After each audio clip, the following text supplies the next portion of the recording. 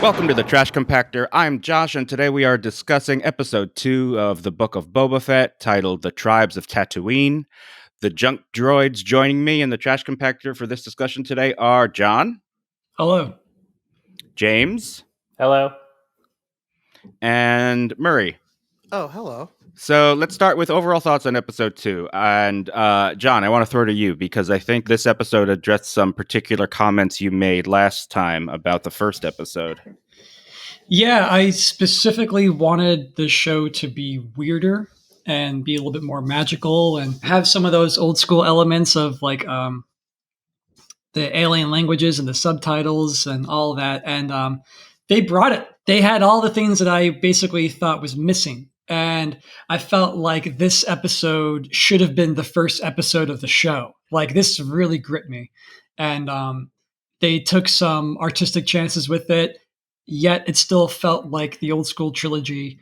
And I was just on board for all of it. James, overall thoughts? Yeah, I kind of reflecting on what John said last episode. You know, I was thinking like this is the origin story I guess we were looking for of the man transformed. Like this was like issue, if I was to use comic book terminology, the first episode was like issue 0, and this was issue 1, where new Boba Fett gets his origin. We see the trials, we see the hero going through training, we get all of it, and then we get the feat that defines him. It's like I guess if you go this Boba Fett version 2.0, like this is his Boba Fett begins episode, So and he gets the outfit at the end. So I enjoyed it. I mean, I enjoyed the first one too, but this one really felt more solid than what we got in the first episode. No, yeah, that's a really good way of framing it. Actually, it's like his origin story for new Boba Fett. And I know one person who may be listening in particular who will be happy that they addressed the fact that he's wearing a black robe underneath. Russ, if you're listening, I hope that made you happy. Murray, overall thoughts about episode 2?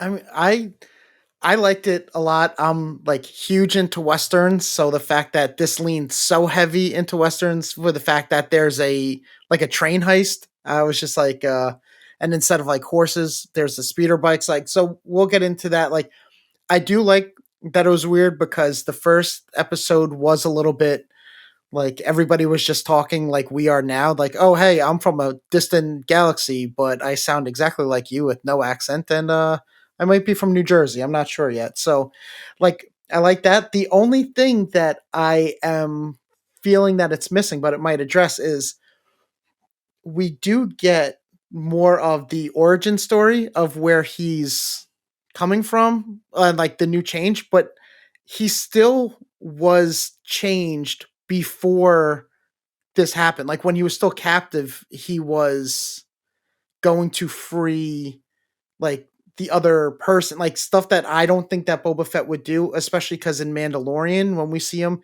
he's still just as ruthless as the guy that Vader himself has to be like, hey, please don't disintegrate anyone this time. So I think there is a little bit of something missing, but I mean, I loved it like a whole lot. So that was just my take.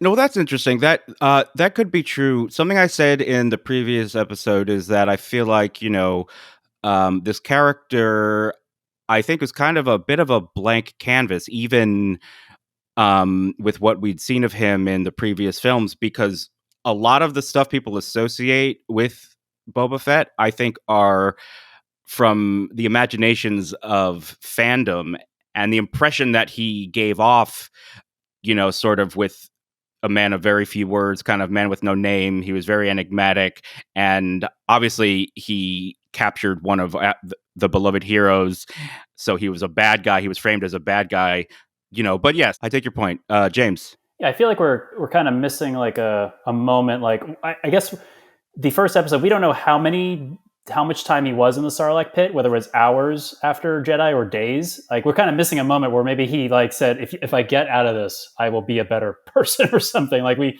didn't get like his like making a promise or something, because as soon as he pops his way out of that Sarlacc pit, he's a changed man. I feel like we missed something from falling off that barge to escaping the Sarlacc pit with his mindset.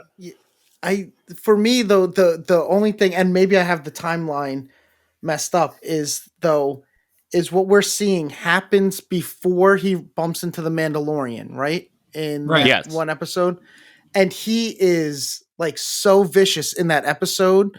And it might just be that's how he gets when he fights. And then, but when he's not fighting, he wants to free other prisoners and all that stuff. But it just seems like we're getting like a super reformed Boba Fett, but the clips of that we see in the previous show that he's in, he's just as ruthless as like Josh was saying of how the fans kind of made him and pictured him.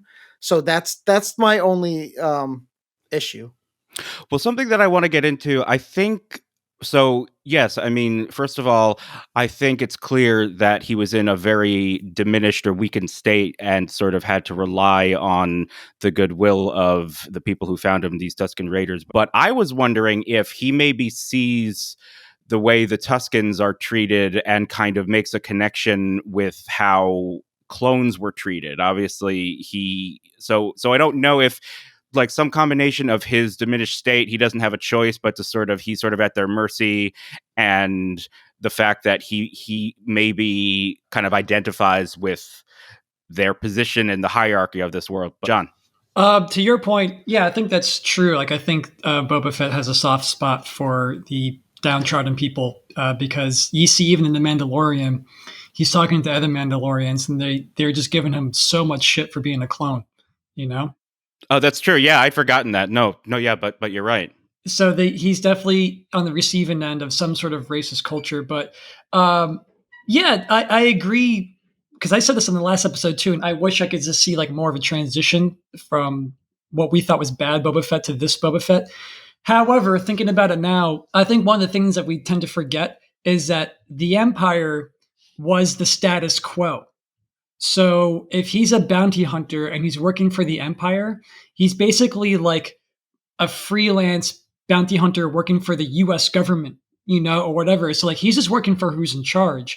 And if he's giving Vader shit or whatever, it's like I guess that just speaks to like his ruthlessness for the job, and to like as a guy who's like always oppressed as maybe as being a clone or whatever. I know they weren't thinking about that back in 1980, but like but it's just one of those things where it's like I could see, for argument's sake, how he always could have just been a dude doing his job compared to like an evil guy doing his job, if that makes any sense. No, totally. Murray.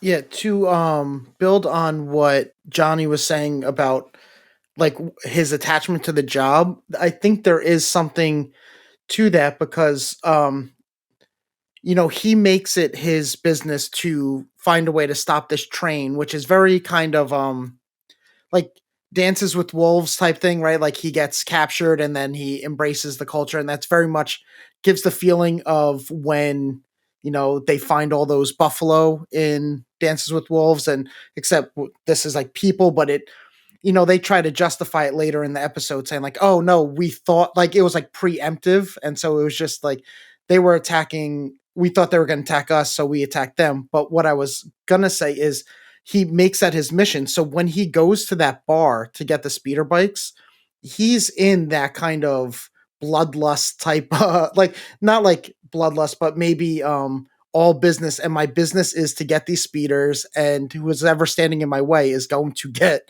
the Boba Fett that you guys know, like happens. So I agree. No, good point. And that bar, by the way, was the infamous Tashi station where Luke wanted to get his power converters. And that those two people, weren't they his friends from the deleted scene? Yes, they were Cammy and Fixer from the deleted scene from Star Wars. They recreated the set exactly, and they cast actors and clothed them that looked very similar to the actors who played the part in the cutscene. I remember the first time that I saw that scene was on in like 1995 or 6. There was a CD-ROM called Behind the Magic. Remember? I remember CD-ROMs. Yeah. Or I guess maybe it was 97, because there was a little featurette about how they made the digital do-back for the Star Wars Special Edition, and they also had some cut scenes, and that was the first time that I had ever laid eyes on the infamous Biggs and Luke scene where he shows up to Tashi's station and Cammy and Fixer there, and he's like, "Oh man, hey Biggs, you're back from the academy," and they have this long scene. And I remember at the time I was disappointed that they didn't put that back in the special edition, not understanding that that scene really had no business being in the movie. But anyway, something I do want to discuss, you touched upon it, Murray, with the dances with wolves analogy, but we've been kind of skirting around it. This episode really dealt a lot with Tusken culture and their rituals, their history, and their experience on this planet. We learn, it turns out, they're the native people of this planet, and they're not a monolithic culture. There are many tribes, and it's hard not to read it as the experience of indigenous people in the real world. I read a tweet from Claudia Amenabar, I don't know if I'm pronouncing that correctly or not, that said, "What was Boba Fett doing after the defeat of the Empire? Fighting for indigenous sovereignty. Next question." And there was another tweet from Pokemon nurse Meg. She said, "As an indigenous person, this episode brought me tearing up out of happiness, and it's important to remember why." And she wrote a little note. She said, "Okay, wow, I did not expect this episode to make me as emotional as it has. As an indigenous person watching this show, I'm filled with so much excitement and pride to have such an amazing indigenous actor as Tamora to be a part of Star Wars.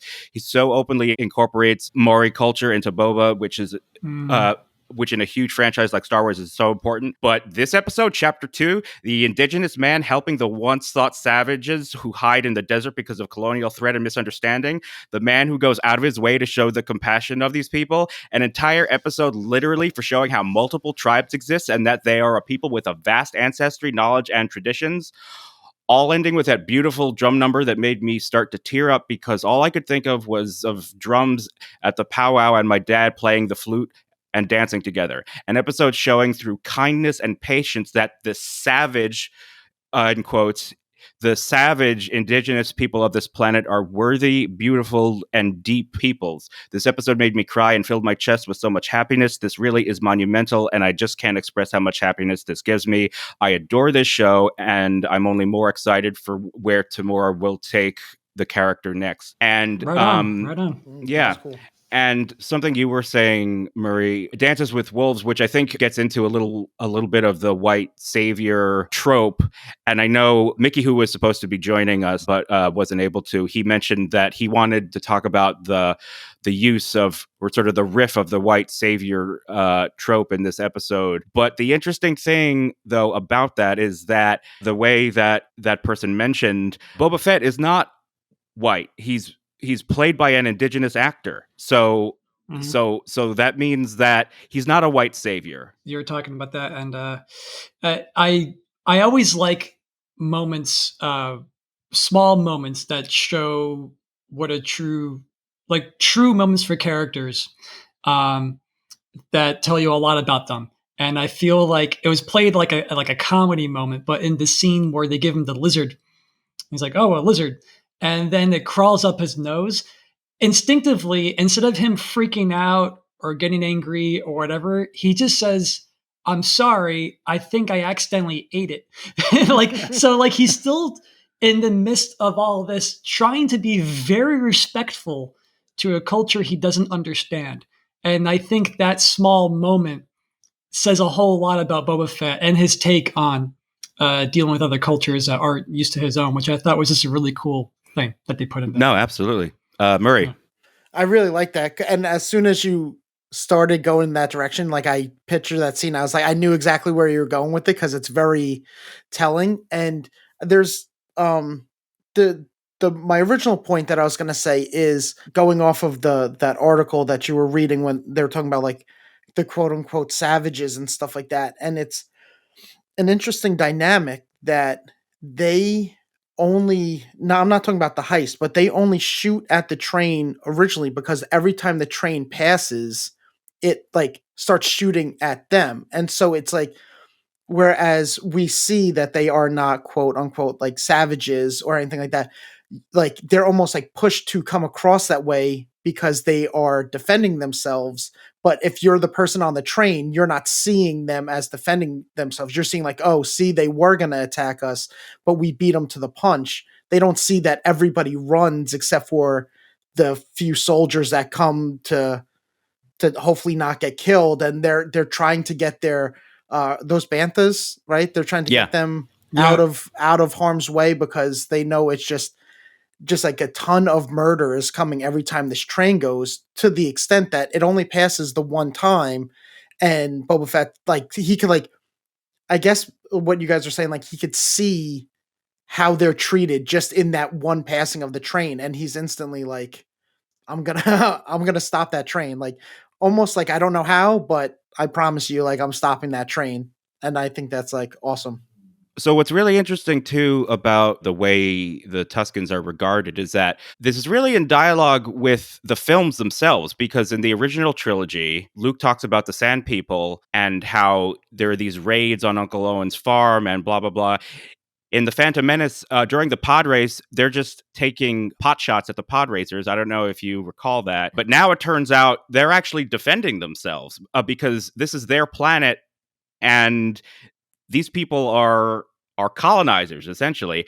And the other interesting thing is that it really reminds me of the scene in Attack of the Clones when Anakin slaughters the Tuscans, which was, I believe, was an intentional homage on George Lucas's part to the Searchers, that whole thing where they had kidnapped his mother and et cetera, et cetera. And, you know, he talks about them, they're animals, and I slaughtered them like animals. And the movie is riffing on the Searchers, but it's clear, like, we're meant to think that what Anakin did was not a good thing. It's just a sign that he's really about to go down. Yeah, he's really going bad. But I think that it sort of casts the way they are portrayed and regarded by characters we are meant to think of as heroes in a whole different light. They have been ignored, and they have been pushed out of their own homeland. James.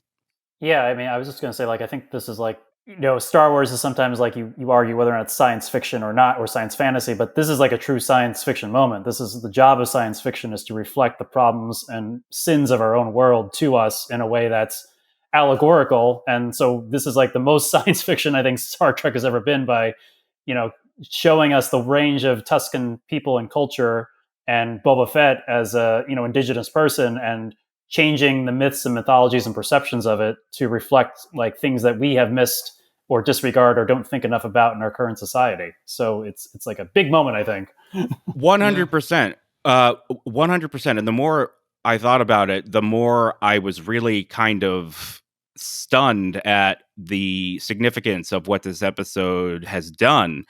I want to read a tweet from Elizabeth Sandifer, who I will probably be quoting on this show a lot because she's one of my favorite commentators and writers. And this is actually something that she said about the Matrix Resurrections, which is a topic for a whole other podcast, but I think it's appropriate for what we're talking about here. I think everyone should go see it, by the way. I think it's definitely worth a watch. So she said this about the Matrix Resurrections: to offer the trolling but accurate take, the first post-Last Jedi franchise blockbuster, taking apart the iconography and asking what it had been versus what it could be.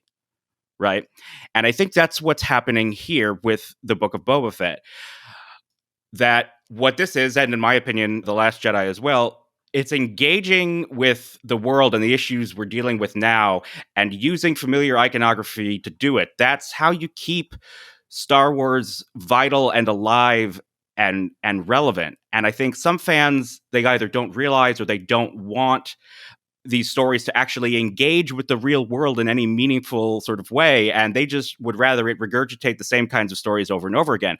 But that's not what this is. That is not what George Lucas had in mind. He was trying to say something meaningful about the real world and use these films to do it. So I think whenever something like The Last Jedi or this episode, quote unquote, subverts expectations or shows you something that you thought you knew and kind of paints it in a new light, I think that it becomes divisive. And I lie in the camp that says, no, that's exactly what it should be doing for it to be good and worthwhile. But I know that that's not an opinion that everyone shares, and that there are also multiple ways to go about it. John.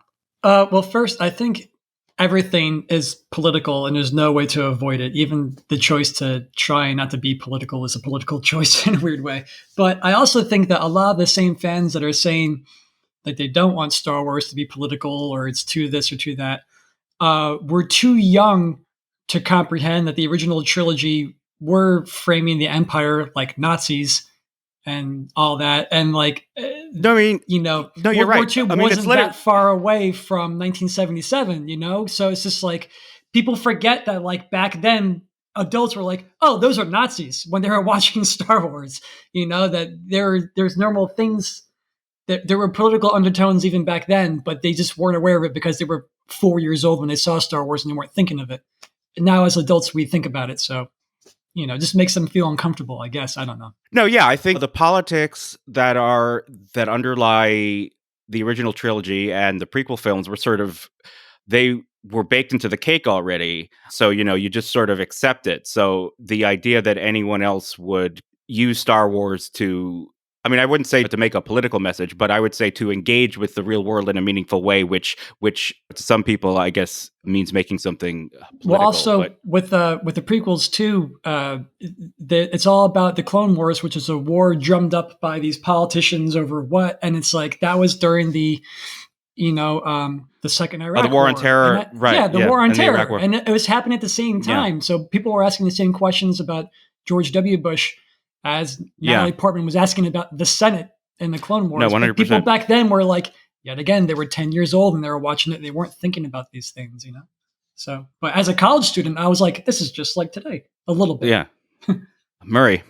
What it seems like is, you know, like there's that saying, like, if you're looking for a yellow car, you're going to find a yellow car all over the place. And that's kind of what's happening, that especially these days, even though like political stuff, like you guys are saying, are all in everything. Now that's all people are seeing. Like, and if it's there or not, they will see it. I remember somebody that was telling me that they didn't like the Where the Wild Things Are movie, the movie that Spike Jonze did, because it was like Obama propaganda. I was like, oh, what? But like, and I was just like, but it's like, that's clearly what it was like on their mind and like what they were looking for. And then we see that all with Star Wars or anything that you do that is not status quo. Like if you make a person of color a main character, everyone gets upset because apparently they just wanted all white people except for like Lando in the galaxy. Or if you give you know, they only see Princess Leia as a damsel in distress, and anytime there's a female character that is not that, then it's like, oh great, here comes the Mary Sue to come do like everything. And it's just it says something about this show in which the main character, even when he's captured, at no point is he like slandering or like being like, oh, you guys are a bunch of you know, like normally in Dances with Wolves and Avatar and Last Samurai, there's always that, like, they have to like get over their hatred, but he never seems to have that, which I think that's is a good point. Kind of cool too. No, that's a very good point. Yeah, you know, I think that for some fans, they regard new Star Wars shows and movies as delivery mechanisms for new lore to put on Wikipedia, right?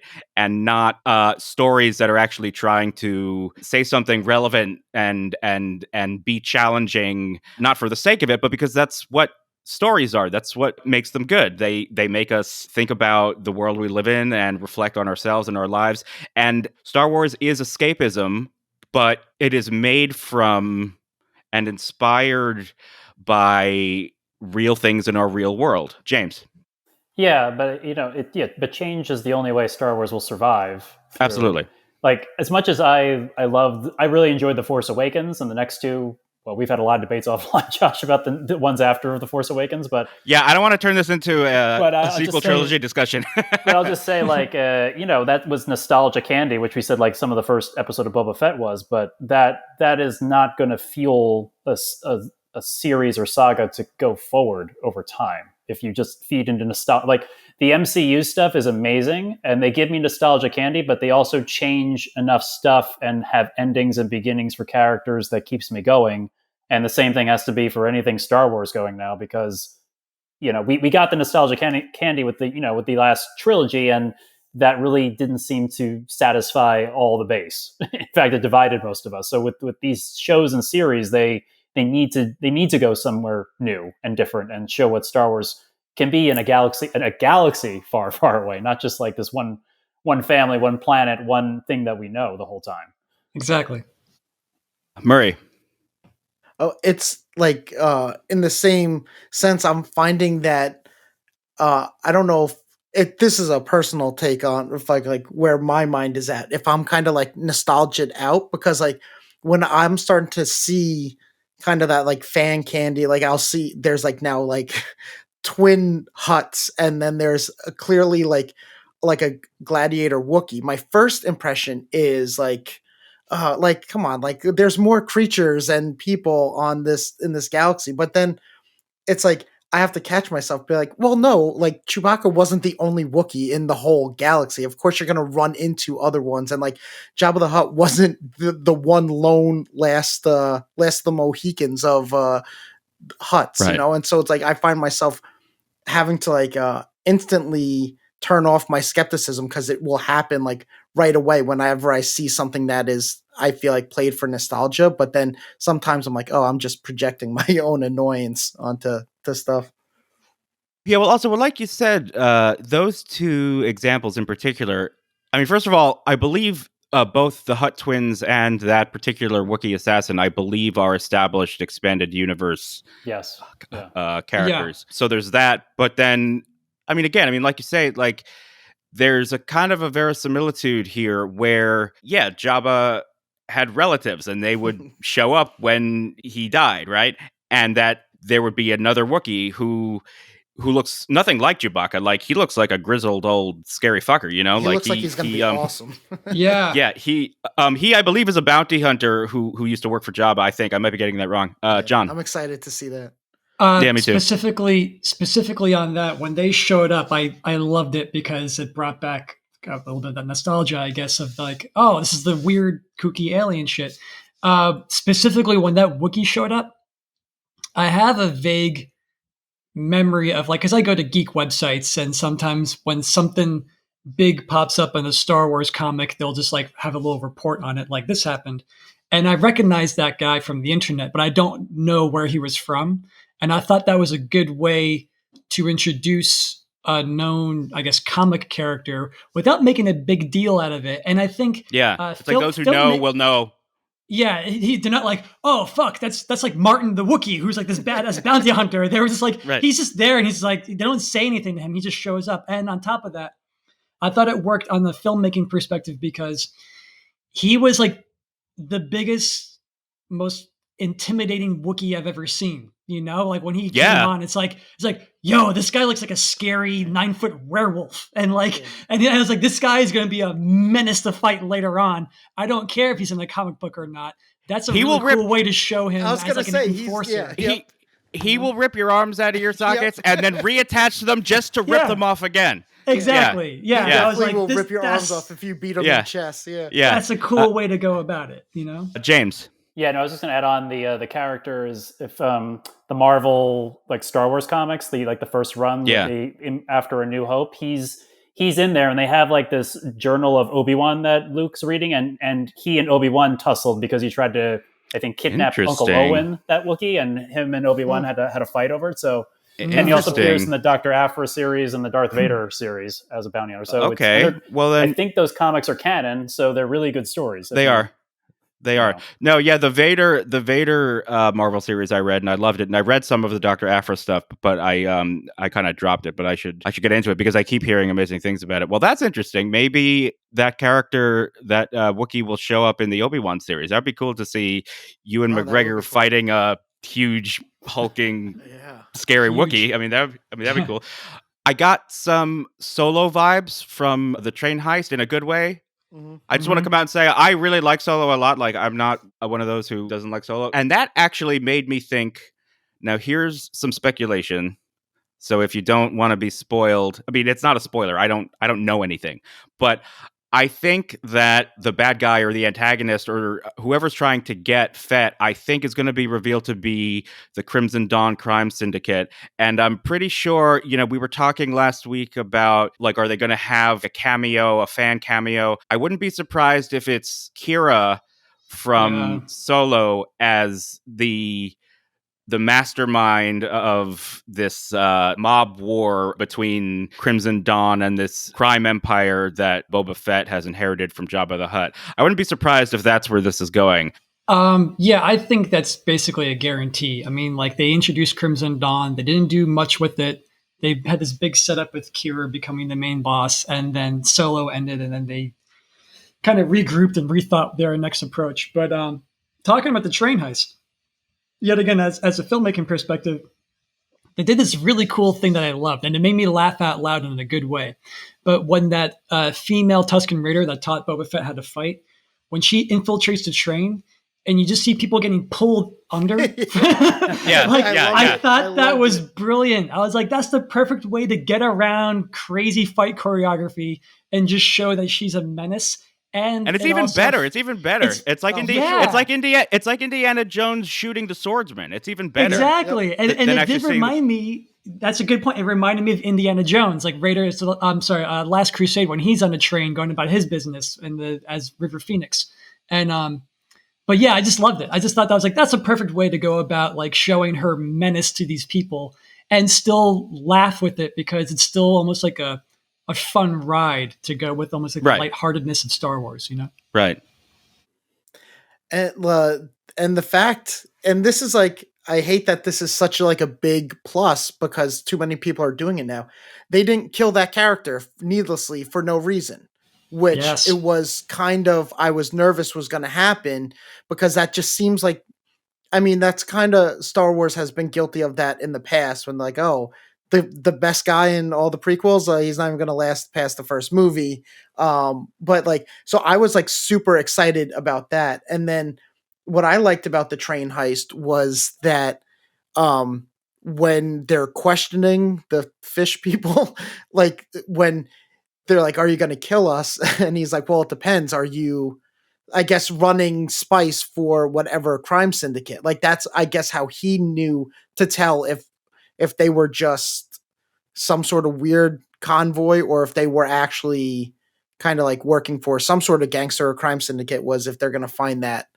Exactly, which again reminded me of Solo, where we actually see Kessel and the spice mine. One thing I wanted to note, I thought the whole lizard-induced spiritual journey that Boba Fett went on, where he had to retrieve the branch from the stick, I thought it was really cool that we learned Tatooine used to be covered in water and the oceans had dried up. I thought that was a really cool thing, but I thought it was really cool seeing this ritual of how they make their gaffy sticks, and it retroactively makes how he shows up at the end of season 2 of The Mandalorian that much cooler, because now we know he's a full Tusken Raider. He went through the shit. That's where he didn't steal that gaffy stick from some Tusken he tussled with. He earned it. He made it. Like I mean, that's his, and that's where the ropes come from.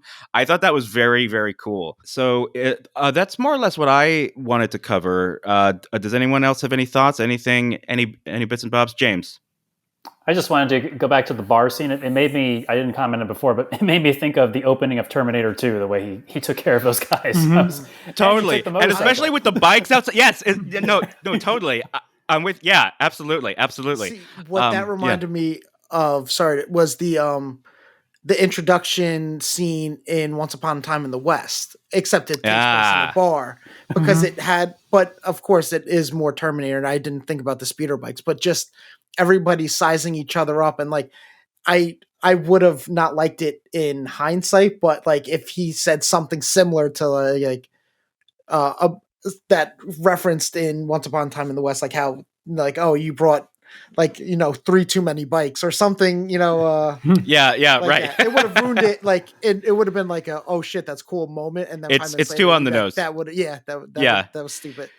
No, yeah, but I can't believe I didn't see the Once Upon a Time in the West connection. It's funny, like, you're both right. The Terminator connection and the Once Upon a Time in the West homage. That didn't occur to me until my second viewing, because the first viewing, I was just like, it's Tashi Station! It's Tashi Station! It's Tashi Station!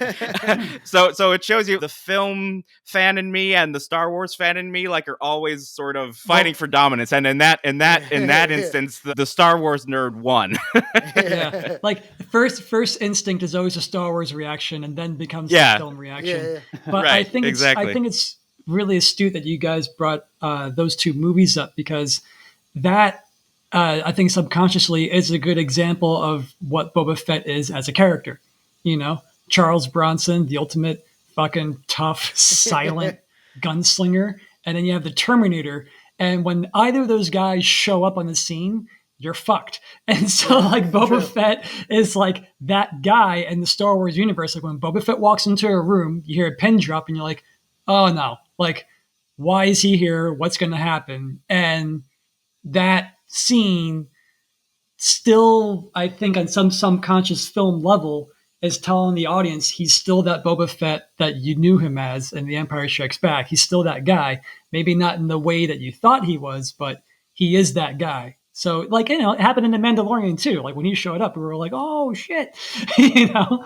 So, What are your guys' thoughts on if there are multiple, like, gangs and whatever, the mayor and all that stuff, that they might take like a Yojimbo, like, man with no Ooh. name type thing, in which he retains his power when he's kind of like outmanned, by having them just like fight each other.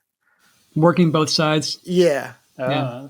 No, yeah, that It's- could be. It's very possible, because they always go to the Kurosawa films and the samurai Yeah. films and the westerns. So, Yeah, which I think we've mentioned before. I think if you're going to make new Star Wars, that's what you got to do. Like, you have to go not make movies that look like Star Wars, but go to what influenced the original Star Wars and draw more from that, making sure that you're not unintentionally also porting over the racist stereotypes that may have been present in them. Yeah. Whatever do you mean? I mean, I also feel like, just based on our conversation here, and like Tamora, like, I mean, he's Boba Fett, like he's almost Boba Fett in my mind now. Like, I still am holding on to our Empire Jedi version of Boba Fett.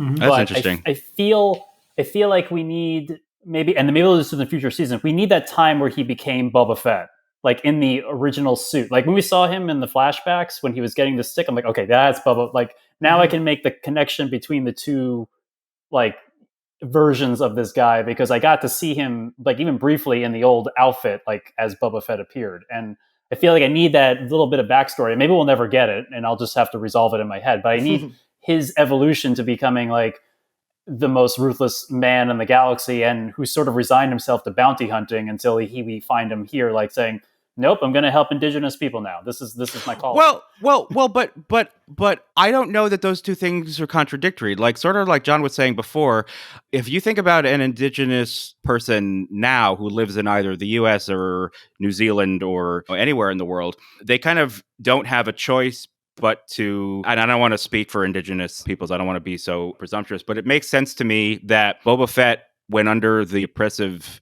heel of the Empire, would have to be ruthless to survive. Like, they killed all the clones, like he's on his own and he's at the mercy of the Empire, and he needs to be that. And I think that, I don't know that what we're seeing of him necessarily contradicts anything that we've seen. But I take your point, though, that just for that psychological continuity, it's like, you know, I still have trouble imagining Hayden Christensen under the mask of Darth Vader in the original trilogy. Like, it just, I mean, there's just, you know, something that is not a connection it isn't making. Hopefully that will be changed in the Obi-Wan series that is coming up. But at least that's easier, because they seem like two distinct characters, Darth Vader and Anakin, compared to Boba Fett, which is like we never knew anything. Yeah, very distinct. Some might even say completely different characters. Yes. Murray. And it's really only this conversation that got me thinking, and I think it was maybe Johnny that said something originally about it. It's like, I guess we have that image of Boba Fett in our mind that he's like this ruthless, whatever, because of basically one line that Vader says, but we don't know the circumstances of what led to he just said no disintegration this time. I think that's the line, right? So we're kind of thinking like, oh, he just disintegrates everybody and he just wants to, but it's like, we don't know. Maybe this, I obviously, I No, think I in hear the you. last episode, somebody Mhm. said how retcon's not actually a bad word as we use it, but like, of course, that character had no backstory, right, at all. It was just a cool Zero. looking guy so they gave him a cool line, and we kind of like filled in the rest, like very like Hemingway iceberg, right? So that's like what we're projecting onto him, but like maybe he's not as ruthless unless the situation calls for it. Like if he's fighting for his life, he's not going to pull his punches, or if it was dead or alive and the guy's giving him grief, he's just going to disintegrate him and get paid because that's all he really cares about. Or Mhm. maybe the bounty was a piece of shit who was abusing his staff and he didn't like it. So he's like, "No, Yeah. man, fuck it. I'm going to kill this guy." And Yeah. and Vader was unhappy about it. But Yeah. he has his own code and he was like, "No, I'm going to disintegrate this motherfucker cuz I don't want his atoms. I don't want those atoms in this particular arrangement in my galaxy." Yeah, and that's all fair. I mean, I guess in my mind, we never see, like, he could be working for the Empire to pay for his ability to help other people. Like, who knows?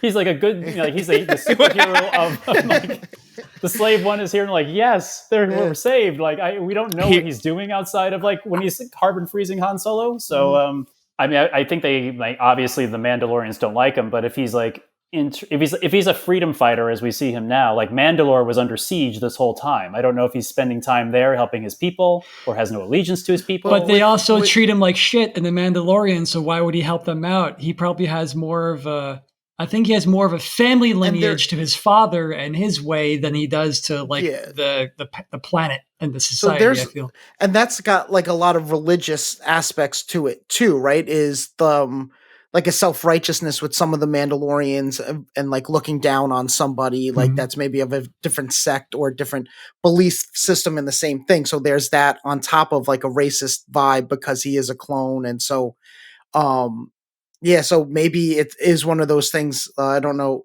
Maybe Johnny or Josh said like where it's like, why would I help you guys? Like, we're almost like wanting Boba Fett to be the bigger person, but he is also someone that disintegrates people. So it's like, why would he help people that are treating him in such a way and all that? So yeah, I mean, I mean, the point is taken. I mean, I know from like the way they ended with Rebels, there are also obviously many families of Mandalorians as well. So I wonder if there is a lineage of his father that's still left on that like planet.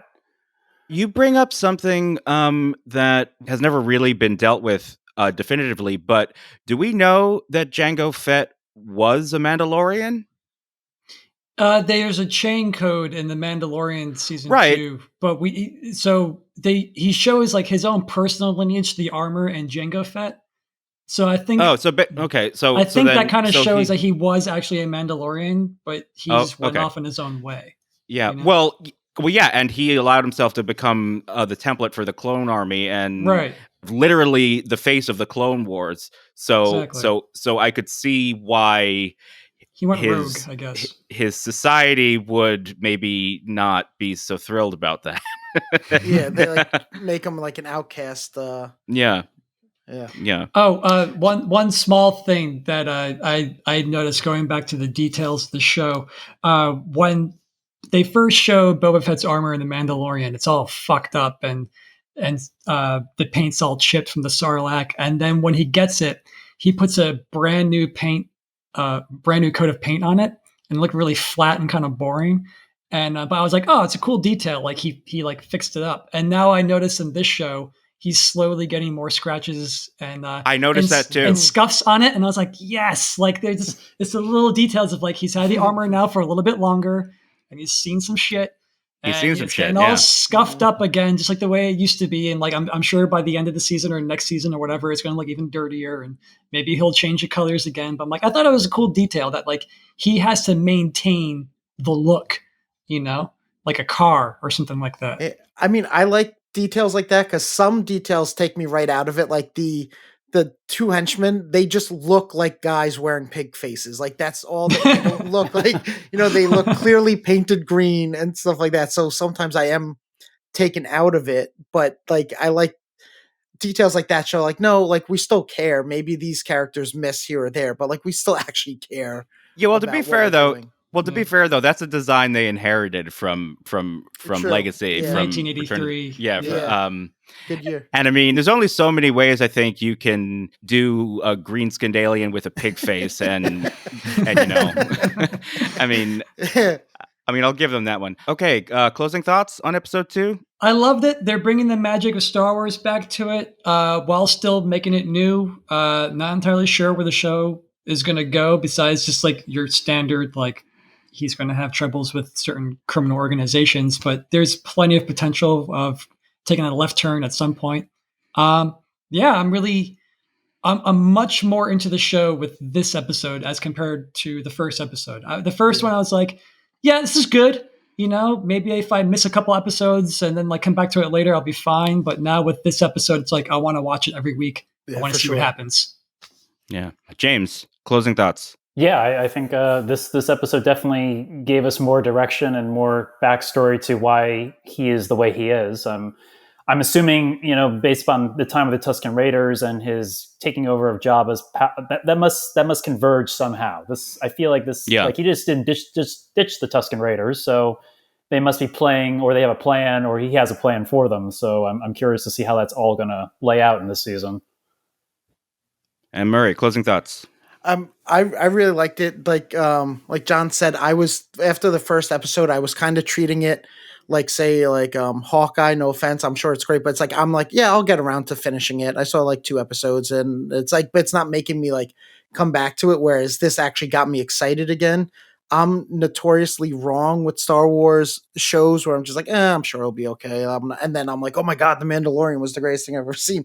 And so me being a little bit hesitant and skeptical probably means it's going to be awesome. And me and my wife love the Tusken Raiders. Like it's like the number one Star Wars joke we do besides saying like, where could he be, is when we just go, arr, arr, arr, arr. And so, which, yeah, I love the fact that this show's called Trash Compactor because we reference that scene all the time. Well, on that note, by the way, Murray, do you know what kind of droid you want to be? I do, and it's tough for me to say because maybe this is a hot take that people will hate, but like C-3PO is like my least favorite character in all of Star Wars. I think he's like incredibly annoying. I know. Okay. But being a protocol droid, like I'm so jealous that of anyone that could speak multiple languages. And so the fact that he could speak like every language there is, interesting. Like I would absolutely love that. But yeah, I would love to not like, I mean, besides that, he's incredibly useless and annoying, but hey, that's just me, guys. Okay. Tweet hot take. Hashtag C3PO. You're fired. C3P. No. The first trash take from the Trash Compactor. I've been waiting for that. But leave it to me. I think we got into some good discussions here, and like you said, I'm really excited to see what the next few episodes have in store for us. And that's all for us this week. I'm not going to fuck this ending up like I did last week. Good night, everybody. See you next week.